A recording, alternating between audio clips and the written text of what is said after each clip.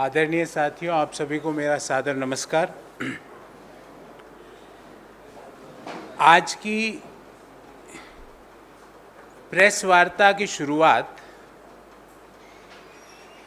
मैं एक बहुत मशहूर हिंदी फिल्म से करना चाहता हूँ। एक बहुत मशहूर हिंदी फिल्म थी जिसमें गब्बर सिंह नाम का एक डाकू था और वो गांव वालों का अनाज लूट के भाग जाता था। आपको याद होगा, तकरीबन हम सभी ने वो फिल्म कई बार देखी होगी। आज गब्बर सिंह टैक्स वही काम हिंदुस्तान के मध्यम आय वर्गीय लोगों के थाली से रोटी लूट के भागने का काम कर रही है। हिंदुस्तान के निम्न आय वर्गीय परिवारों की थाली से रोटी लूटने का काम आज फिर वह गब्बर सिंह टैक्स कर रही है। दूसरा एक महत्वपूर्ण इश्यू मैं आज उठाना चाहता हूं और वो बड़ा आश्चर्य है। मैंने भी 5 बार उसको पढ़ा क्योंकि मुझे विश्वास नहीं हुआ कि लोकतांत्रिक देश की सरकार क्या ऐसा कर सकती है। हमारी देश की सरकार के लिए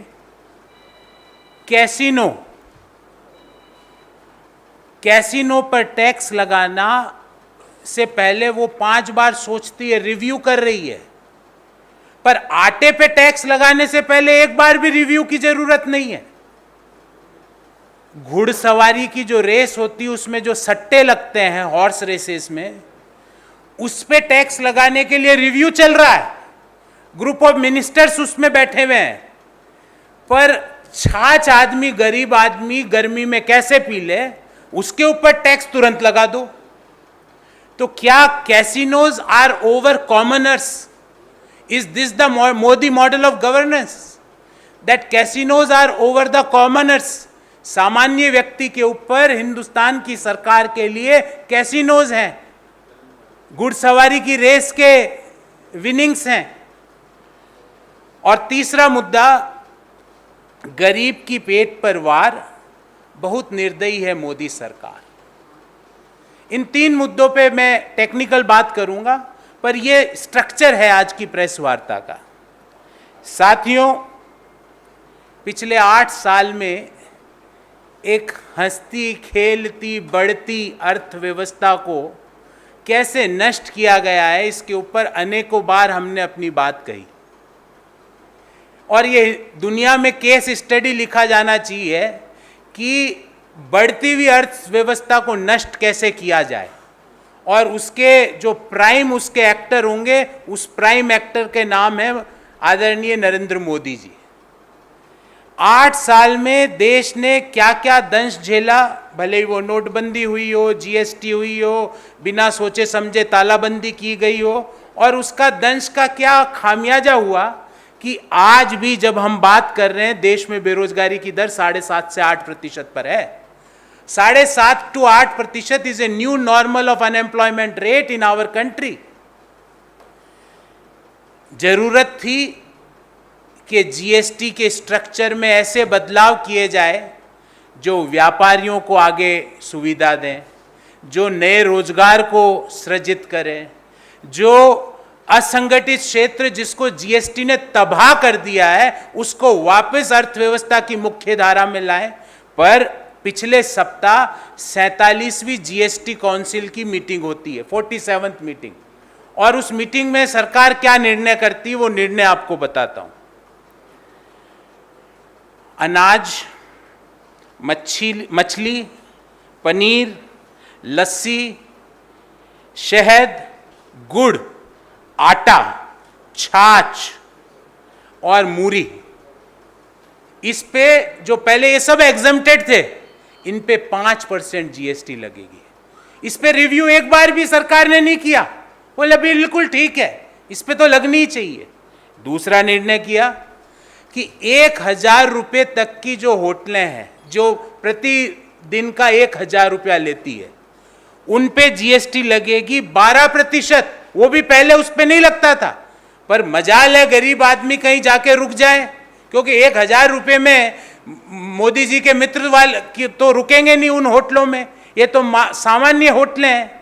इसमें देश के मिडिल क्लास लोग, देश के निम्न आय वर्गीय परिवार के लोग रुकते हैं, तो उस पर 12% जीएसटी लगा दी।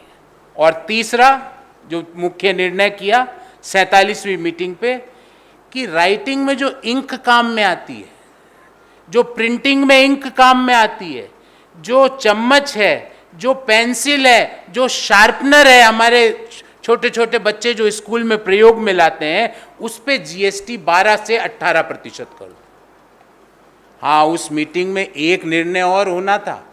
वो निर्णय ये होना था कि कैसीनो पर, हॉर्स रेसेस पर, लॉटरी पर 28% जीएसटी लगाई जाए, पर सरकार ने कहा नहीं, इसको अभी रिव्यू करेंगे। पर आटे पे 5% टैक्स लगाने की कोई रिव्यू की जरूरत नहीं है, तुरंत लगाओ। 1000 रुपए से कम होटलों के जिनका भाड़ा है, उनके ऊपर 12% जीएसटी का कोई रिव्यू नहीं है। जो शॉर्पनर पेंसिल पर जो जीएसटी 12 से 18% कर दी गई, उस पर कोई रिव्यू नहीं। और ये सब कब हो रहा है साथियों? जब देश में, ये सरकारी आंकड़ा है, जब देश में कंज्यूमर प्राइस इंडेक्स सीपीआई 7.04% है, मई 2022 का डाटा है, और अप्रैल 2022 में 7.79% था। जो रिजर्व बैंक की जो परमिसिबल लिमिट है 6%, उससे लगातार बढ़ रहा है। उस ऐसे इन्फ्लेशनरी एनवायरनमेंट में हमारी सरकार ने क्या तोहफा दिया कि आटे पर जीएसटी लगाओ। आटे को कराया मध्यम आय वर्गीय की थाली से टाटा। ये हमारी सरकार ने फैसला लिया 47वीं मीटिंग में। एक और आंकड़ा आपके सामने रखना चाहता हूं।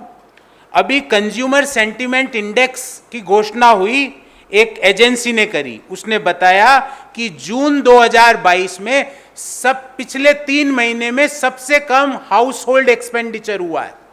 मतलब जो हम लोग अपने साबुन, तेल, कंघा, पेस्ट, इस पे जो एक्सपेंडिचर करते हैं, चप्पल खरीदने पे, रेगुलर टी शर्ट या शर्ट खरीदने पे, उसमें जून 2022 में सबसे कम एक्सपेंडिचर हुआ है। इस बाबत हमारे 3 सवाल हैं। पहला, क्या सरकार इस इन्फ्लेशन के, जब इतना भयंकर इन्फ्लेशन इकोनॉमी में है, उस समय 5% आटे पर, गुड़ पर, छाछ पर, लस्सी पर टैक्स लगाकर क्या लोगों का जीवन स्तर खत्म करना चाहती है? क्या लोग आटा नहीं खाए, लोग लस्सी नहीं पिए, छाछ नहीं पिए, गुड़ नहीं खाए? क्या सरकार की मंशा ये, और ये भी उस समय जब इन्फ्लेशन अपने उच्चतम स्तर पर है? ये सरकारी आंकड़ा है। जब लोगों का एक्सपेंडिचर है, लिविंग एक्सपेंडिचर, वो जून 2022 में पिछले 3 महीने के न्यूनतम स्तर पर है। हमारा दूसरा सवाल है कि क्या सरकार के पास आय का कोई और साधन नहीं है आटे पर टैक्स लगाने के अलावा, गुड़ पर टैक्स लगाने के अलावा, छाछ पर टैक्स लगाने के अलावा? ऐसी अर्थव्यवस्था में क्या संकट है जो देश के वित्त मंत्री जी, प्रधानमंत्री जी देश से छुपा रहे हैं? और तीसरा और महत्वपूर्ण सवाल, क्या देश की सरकार के लिए मध्यम आय वर्गीय लोगों के इंटरेस्ट, निम्न आय वर्गीय परिवारों के इंटरेस्ट कैसीनोज से ज्यादा बढ़कर है? क्या कैसीनोज और हॉर्स रेसेस का रिव्यू होगा टैक्स लगाने से पहले, पर आटे का टैक्स लगाना 1 मिनट का निर्णय होगा? क्या सरकार की प्रायोरिटीज घुड़सवारी की रेसेस और कैसीनोज है, मध्यम आय वर्गीय परिवार और निम्न आय वर्गीय परिवारों के थाली में आने वाली रोटी नहीं है? ये हमारे 3 सवाल है सरकार से। साथियों, इसके साथ ही मैंने एक बहुत डिटेल्ड एनेक्शर बनाया है, और ये बहुत महत्वपूर्ण एनेक्शर है, मैं आपको आज की प्रेस रिलीज के साथ दूंगा। इसमें मैंने जो चीज़ें हम रात दिन उपयोग में लाते हैं, उनका जीएसटी की लागू होने से पहले क्या कीमत और आज की कीमत का कंपैरिजन दिया है, और मैं कुछ आइटम्स आपके सामने रखना चाहता हूँ। जब जीएसटी लागू हुई, जब देश में आटा मिलता था 23 रुपये प्रति किलो, आज उसकी कीमत है 28 रुपये प्रति किलो, और सबका सोर्स भी दे रहा हूं मैं। जब जीएसटी लागू हुई, जब 400 ग्राम दही की कीमत थी 24 रुपये, आज उसकी कीमत हो गई 40 रुपये। जब जीएसटी लागू हुई, जब घी का भाव था 500 रुपए प्रति किलो, आज घी मिल रहा है 650 रुपए प्रति किलो। जब जीएसटी लागू हुई, जब नहाने के साबुन की टिकिया का कीमत थी 16.5 रुपए, आज डबल हो गई 30 रुपए। डिटर्जेंट की कीमत थी 60 रुपए प्रति किलो, आज है 100 रुपए प्रति किलो। कॉटन शर्ट जो रेडीमेड, जो आप जैसे लोग, हम जैसे लोग पहनते हैं, उसकी नॉर्मल एवरेज प्राइस थी 550 रुपए प्रति यूनिट, आज हो गई 700 रुपए प्रति यूनिट। चप्पल की कीमत 400 रुपए थी, वो आज 500 रुपए में मिल रही है। कुकिंग ऑयल जो जीएसटी लागू होने के पहले 105 रुपए में पर प्रति किलो था, आज 216 रुपए प्रति किलो है। और तो और गब्बर सिंह से प्रभावित होकर जो गब्बर सिंह टैक्स लगाया, उस मूवी का टिकट की जो एवरेज कीमत 128 रुपए हुआ करती थी जीएसटी लागू होने के पूर्व, आज उसकी कीमत हो गई है 200 रुपया। अब कुछ लाइफ सेविंग ड्रग्स की मैं बात कर लूं, जैसे डोलो या क्रोसिन, जिसकी 14 रुपए प्रति स्ट्रिप कीमत थी, आज 20 रुपए है। कैंसर में उपयोग आने वाली लाइफ सेविंग ड्रग, जिसको हम ब्रोटेजोमाइब कहते हैं, वो 11,160 रुपए में एक इंजेक्शन लगता था, आज 17,000 रुपए उसकी कीमत है। तो हमारा सवाल यही है कि सरकार के लिए कॉमनर्स के ऊपर कैसीनो कैसे हो गया। सरकार जब इतनी भयंकर इन्फ्लेशन से अर्थव्यवस्था जूझ रही है, उस समय आटे पर टैक्स, छाछ पर टैक्स, लस्सी पर टैक्स, पनीर पर टैक्स, 1,000 रुपए से कम वाली होटलों पर टैक्स, ये कौन सा इकोनॉमिक मॉडल है। इसीलिए हमने जो शुरुआत करी वो इसी बात से करी कि जिस तरह गब्बर सिंह गांव वालों का धान लेके भाग जाता था, उसी तरह से गब्बर सिंह टैक्स मध्यम आय वर्गीय परिवार और निम्न आय वर्गीय परिवारों की थाली से रोटी लेके भाग रहा है, और देश इन सवालों का जवाब चाहता है। साथियों, before I take questions, I would like to give a brief in English, thereafter we will take questions. Casinos over commoner, is this the Modi model of governance? Modi government decision over the last 8 years proves how a regime's cluelessness and incapability can single-handedly destroy a nation's economic potential. GST, which was fundamentally a progressive tax structure, has been so badly mishandled that there is no looking back now. Several structural improvements are a need of the hour for the current GST structure, but still, instead of focusing on the improvement, the government is hell-bent on making the life of middle and lower income class miserable. The finance minister is so clueless that she is willing to leave the lower and middle income groups alone. In the grab of tax rationalization, the government is overlooking the concerns of the masses. And in the 47th GST Council meeting last week, a series of rate revisions were announced, most of which were adversely affect the lower and middle income group. And I am sharing 3 major decisions in 47th GST Council meeting. Exemptions have been withdrawn from pre-packed and pre-labeled grains, fish, paneer, lassi, honey, jaggery, atta, buttermilk, meat and puffed rice, which we call as muri. This will now be taxed at 5%. Number 2, exemptions have also been withdrawn for hotel accommodation up to 1,000 rupees per day. These will now be taxed at 12%. Tax rates have been increased from 12% to 18% on products such as printing, writing or drawing inks, knives with cutting blades, spoons, forks, paper knives, pencils, sharpeners and LED lamps. On the other hand, the group of ministers had finalized a uniform tax 28% on casinos, horse race and lottery. But the government said that the decision was asked to be reviewed and the group of ministers has been given a 15 days period to review it. मतलब casinos पे review करो, पर आटे में कोई review नहीं है. At a time when inflation is putting pressure on the pockets of the commoner, these rate revisions are extremely unwelcoming. The CPI inflation in May 22 stood at 7.04% and it was 7.79% in April 22. These are way higher than the maximum limit set by Reserve Bank of India. All the rate revisions pertain to products that are part of daily consumption basket for the lower and middle class. According to the India Consumer Sentiment Index, household spent in June 22 sees highest dip in the last 3 months. In this regard, we have 3 specific questions from the Modi government. First, is the government willing to jeopardize the living standards of the lower and middle income groups at a time such inflationary pressure just for increase of revenue? Number 2, these desperate measures indicate that the government is willing to let the poor suffer at the expense of filling its exchequer. What is the government hiding from the nation concerning the economic situation of our country? And last but not least, what is more important for the nation, casinos or the commoner? Nation wants the answer to these specific questions. And I had made one annexure which I will be sharing with you all, in which I had compared the prices of essential items pre-GST and post-GST. And in all items, there will be an increase from 20% to 100% increase in all essential items before the implementation of GST and after implementation of GST. I will read few items, like the atta price or the floor price was 23 rupees per kg before GST. Today it is 28 rupees a kg. Dahi price was 24 rupee for 400 gram packet. Today it is available at 40 rupees for 400 gram. Ghee price is 505 per kg. The current price is 649 per kg.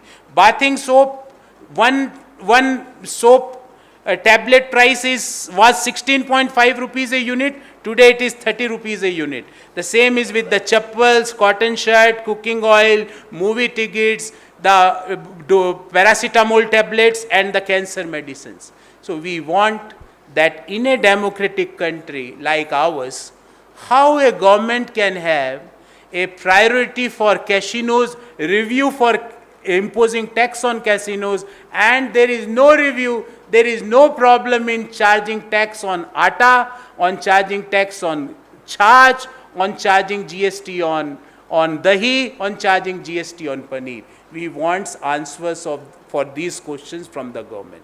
So I am open for questions if you have any, first of all on the subject, and thereafter I will try to answer few other questions.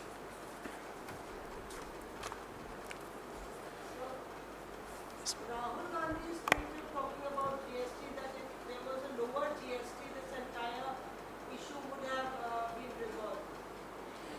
जैसा मैंने ma'am कहा कि हिंदुस्तान में आटे पर tax उस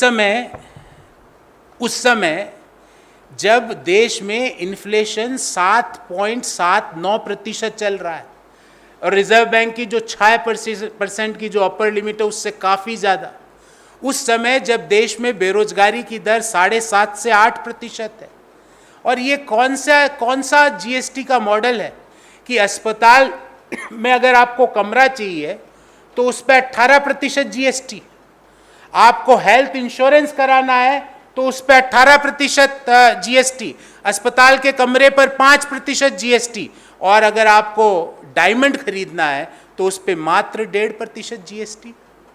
ये कौन सा मॉडल है? What is this model of imposing tax? Tax में तो ये अवधारणा होती है कि जो ज्यादा दे सकता है उससे ज्यादा टैक्स लिया जाता है।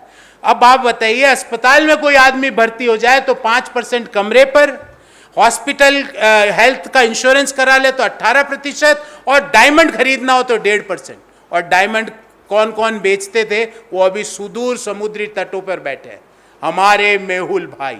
वो सुदूर, कभी कभी उनकी कोई ऐसे देशों के समुद्र तट पे उनकी फोटो देखने को मिलती है जिनका ज्ञान मध्यम आय वर्गीय परिवार और निम्न आय वर्गीय परिवारों को नहीं होता है।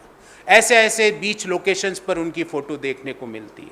तो जीएसटी का जो अवधारणा थी वो अवधारणा थी सिंगल टैक्स। जीएसटी की अवधारणा थी low and single rate of tax, पर यह अवधारणा को ही आपने खत्म कर दिया। और फिर आटे पर टैक्स लगा दिया, गुड़ पर टैक्स लगा दिया। गुड़ पर 5%, आटे पर 5%, पर डायमंड पर 1.5%, छाछ पर 5%, पर डायमंड पर 1.5%। होटल में 1,000 रुपए से कम कमरा कीमत वाले होटल में कमरा ले लो तो 12%, पर डायमंड पर 1.5%।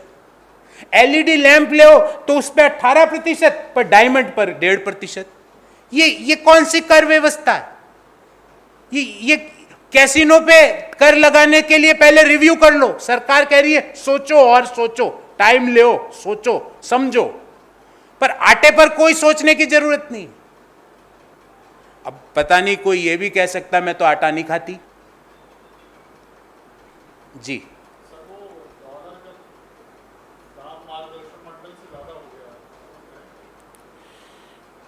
देखिए, एक सज्जन ने 2014 के पूर्व एक बात कही थी। वो बात मेरे दिमाग में आज भी, वो वाक्य बिल्कुल वैसे के वैसा है। मैं उसको इन्वर्टेड कॉमाज में कोट अनकोट करूंगा। जैसे जैसे रुपये की कीमत घटती है, देश की सरकार की साख घटती है। अब साख तो 80 पे आ गई, पहले तो 55-60 पे ही थी जब ये वाक्य सज्जन ने कहा था। अब तो साख आ गई 80 पे, और साख चली जाएगी शतक के बाहर। सरकार को कोई मतलब नहीं है।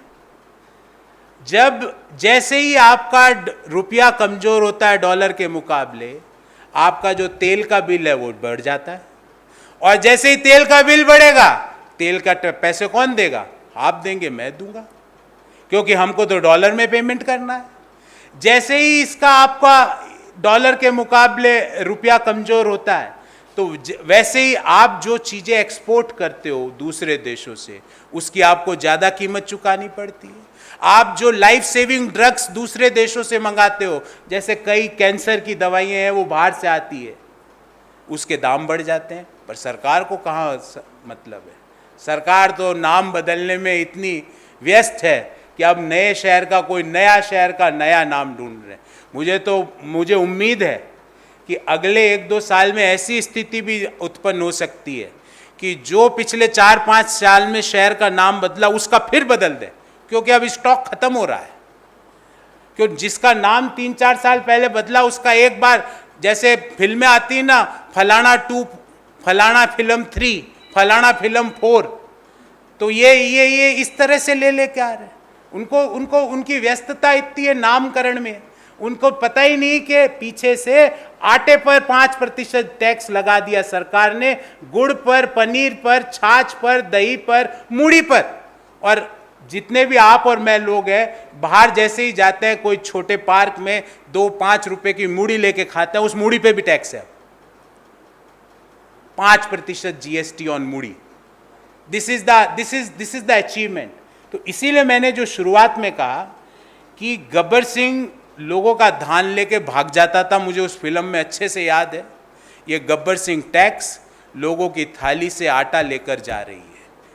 इस सवाल का हमें जवाब चाहिए कि आटे पर, गुड़ पर, मूढ़ी पर, पनीर पर, छाछ पर, दही पर GST लगा के सरकार क्या दिखाना चाहती है? कैसीनोज पर टैक्स को रिव्यू कर रही है और मूढ़ी पर और आटे पर टैक्स लगा रही है। इससे क्या बताना चाहते हो? इसीलिए जो मैंने शुरुआत में बात कही थी, गरीब के पेट पर वार, बहुत निर्दयी है मोदी सरकार।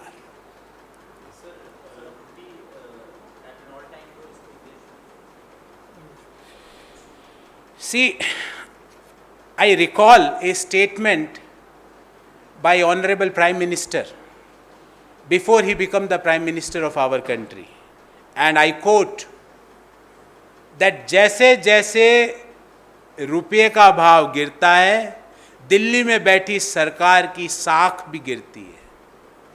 What he wants to convey at that moment of time, that as the price of rupee vis-a-vis dollar depreciates, in the same way the goodwill of the government sitting in Delhi, the goodwill also deteriorates. Now goodwill is at all-time low, Prime Minister sir. Your goodwill is at all-time low, and every day that is crossing the new benchmarks. And as per the experts, it is very soon going to be at 82 or 83 rupees, and government is sitting with folded hands. What corrections, what measures Government of India is taking to stop this depreciation of rupee? Because mind it, as rupee value depreciates vis-a-vis dollar, our oil bill prices, our oil prices automatically increases without any movement of the international prices. As rupee prices depreciates vis-a-vis dollar, then all items which we are exporting and for which we are paying in dollars, their prices for our people, the prices shoots up. And especially the life-saving drugs which we are exporting from other nations. What Prime Minister is doing? Our lakhs of students who used to go abroad for higher studies, their tuition fees got increased by 10 to 15% in last 6 months, because they have to convert rupee to dollar. So earlier they were getting $1,000 for 70,000 rupees. Today they have to pay $1,000 80,000 rupees. So without doing anything, in 6 months, my tuition fees bill for higher studies in other countries had got increased by around 15 to 20%. And government is sitting idle. Government is not reacting to this, because there is a 24 hours time, and government is busy in renaming the cities, in renaming the states, in renaming the rivers, in renaming the stadiums, in renaming the monuments. They are busy in that. मैं तो उनको एक सलाह देना चाहता हूँ सरकार को कि एक अध्यादेश निकाल दे, सारे शहर के नाम, पुराने नाम और नए नाम लिख दे। रोज रोज का काम क्यों परेशान होते हो? पर एक दिन में आप अपना काम करो, बाकी फिर इस पे काम करो, आटे पे टैक्स हटाओ। जी,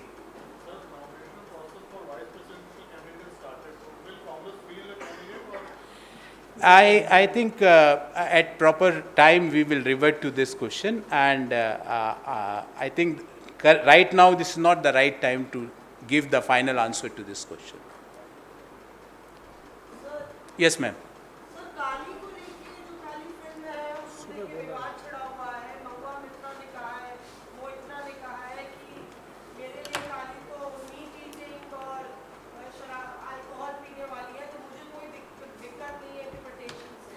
देखिए, महुआ मित्रा जी ने क्या कहा वो उनका मत है, उनकी पार्टी का मत है, मैं उस पर क्यों टिप्पणी करूं। पर मैं ये ज़रूर कहना चाहता हूं कि व्यक्तिगत रूप से हम सभी देवी देवताओं का पूरा सम्मान करते हैं, पूरा आदर करते हैं, और ये सारी जो बातें जो आज उठ के आती है, ये क्यों आ रही है? ये इसलिए आ रही है ताकि आप और मैं दोनों व्यस्त हो जाए, 5% GST आटे का सवाल नहीं पूछे और इधर ही घूमते रहें। ये एक स्ट्रेटेजी है। इस स्ट्रेटेजी में आपको और मुझे दोनों को नहीं पड़ना है। आपको भी 5% GST आटे पे रहना है, मुझे भी रहना है।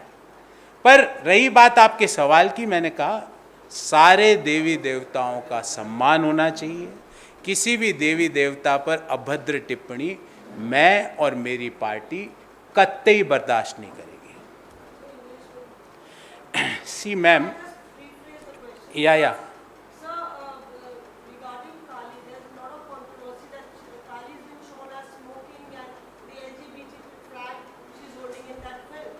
And FIR has also been registered against the filmmaker. I- Does this approve of it? as I answered your query, that all, first of all, we respect all Devi Devtas of all religion, and that is the character and beauty of our country.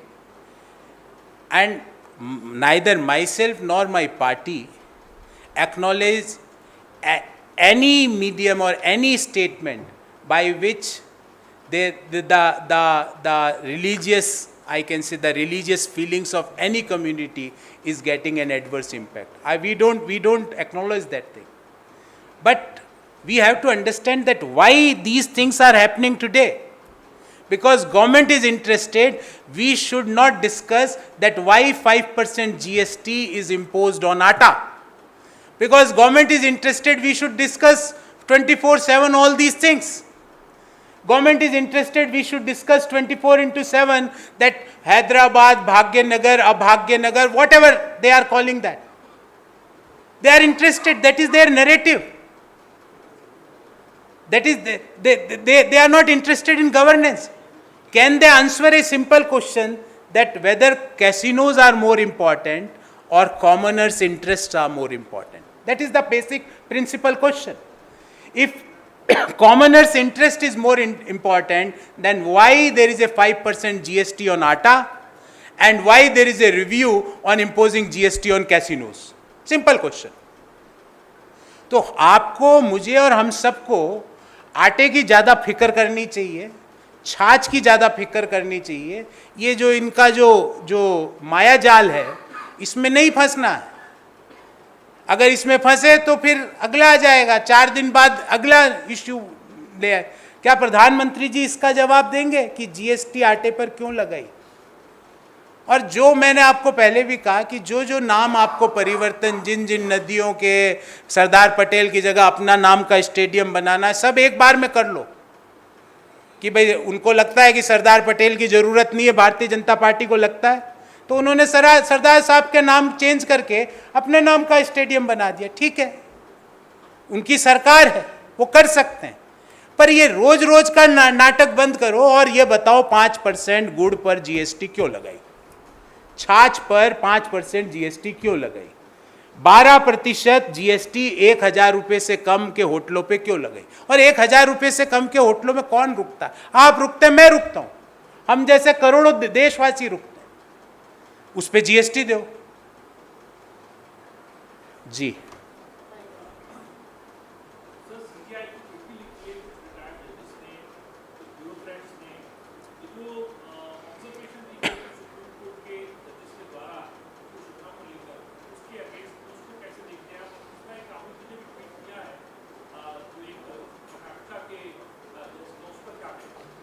देखिए, ये पुनः वही चीज़ हो रही है जो 4 साल पहले हुई थी, जब सुप्रीम कोर्ट के 3 सिटिंग जजों ने बाहर आके बोला था कि लोकतंत्र खतरे में है. आज कर्नाटक हाई कोर्ट के एक जज बोल रहे हैं कि मेरे ऊपर दबाव है. मैं प्रार्थना करता हूँ सुप्रीम कोर्ट के न्यायाधीश से, मुख्य न्यायाधीश से, कि इमीडिएट इसका संज्ञान ले और जो माननीय कर्नाटक हाई कोर्ट के न्यायाधीश है, उनको किन लोगों का दबाव है? क्या वो 40% कमीशन वाले लोग हैं जो उन पे दबाव डाल रहे हैं? क्या वो वही लोग हैं जिनके दबाव में आके भाजपा के कार्यकर्ता ने खुदकुशी कर ली थी और अपने सुसाइड नोट में लिखा था कि मेरी मौत का जिम्मेवार कर्नाटक सरकार का मंत्री ईश्वरप्पा है? क्या वही लोग हैं? हम अनुरोध करते हैं माननीय उच्चतम न्यायालय के मुख्य न्यायाधीश और सारे अन्य न्यायाधीशों से कि इस मामले का संज्ञान ले और देश के संस्थाओं पे जो लगातार सरकार डेंट मार रही है, भले वो न्यायपालिका हो, भले वो कार्यपालिका हो, भले वो इलेक्शन कमीशन हो, भले वो रिजर्व बैंक हो, भले वो सेबी हो, भले वो सीबीआई हो, भले वो ईडी हो, उसको रोके. आज तो स्वयं न्यायाधीश ने, कर्नाटक हाई कोर्ट के न्यायाधीश ने आके जो अपना वीडियो बाहर आया है, जो वायरल हुआ है, उसमें वो साफ तौर से कह रहे हैं कि उनको भय है, he is threatened for exposing the corruption of the government. ये वही 40% वाली सरकार है जिसमें जो वहाँ के जो कॉन्ट्रैक्टर्स एसोसिएशन के अध्यक्ष ने प्रेस वार्ता करके बोला बेंगलोर में कि कर्नाटक की जो सरकार है वो जो भी करती है उसमें 40% कट है. ये मेरे शब्द नहीं है, उनके कॉन्ट्रैक्टर्स एसोसिएशन के शब्द हैं जी.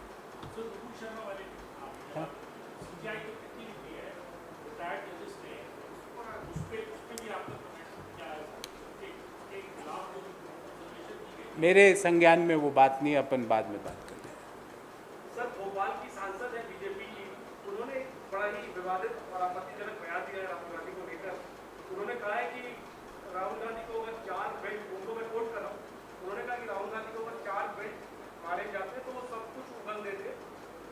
वो नेशनल हेराल्ड केस में जो पूछताछ चल रही थी और उसमें कांग्रेस ने जो प्रोटेस्ट किया उस पर वो टिप्पणी कर रही थी, तो ये जो बयान है इस पर आपकी क्या प्रतिक्रिया? ये वही सांसद है ना जिसने महात्मा गांधी के लिए भी अपशब्द कहे थे। जो सांसद महात्मा गांधी के लिए अपशब्द कह सकता है या कह सकती है, उसके लिए बाकी सब लोग तो बहुत ही सामान्य चीज़ें हैं। ये वही सांसद है ना जिसको प्रधानमंत्री ने कहा था मैं दिल से माफ़ नहीं करूँगा, बाकी माफ़ है। तो ये दिल से माफ़ी और मुख से माफ़ी और पेन से माफ़ी, इनमें क्या अंतर होता है? ये वही सांसद है ना जो सुबह न्यायालय में नहीं जाने के लिए धीमे धीमे चलती है लंगड़ा लंगड़ा के और शाम को फुटबॉल खेलती हुई मिलती है। ये वही सांसद है ना। इन ऐसे सांसद के बारे में आप मेरे से टिप्पणी क्यों करवा रहे हो?